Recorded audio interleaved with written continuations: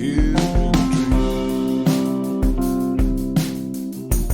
I'm just stuck here in a dream.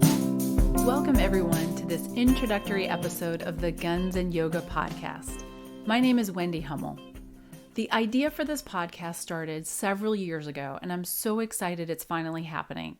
I'm a 24-year law enforcement veteran, spouse of a retired Marine and federal law enforcement agent, mother of two, yoga teacher, and resilience and wellness enthusiast.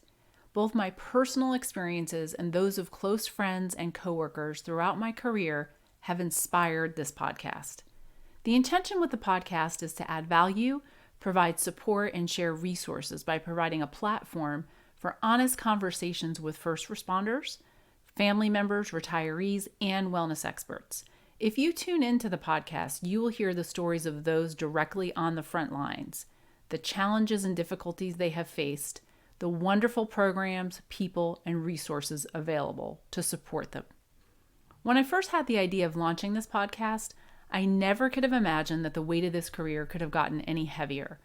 While this isn't a podcast with any political agenda, it is a podcast that absolutely supports those who have dedicated their careers and lives to the service of others. We will explore programs across the nation that have embedded resilience training, peer support teams, fitness, and more into the ethos of their agencies. We are in the midst of a cultural evolution, and the suck it up buttercup mentality is just no longer feasible. Let me clarify.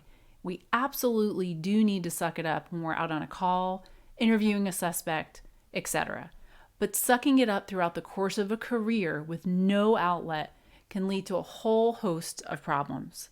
We will talk with guests who are therapists, run nonprofits, and directly from those on the front lines who can personally attest to the high numbers of anxiety, depression, trauma, addiction, and suicidal ideations that we are prone to in this career field, and why sucking it up simply doesn't work.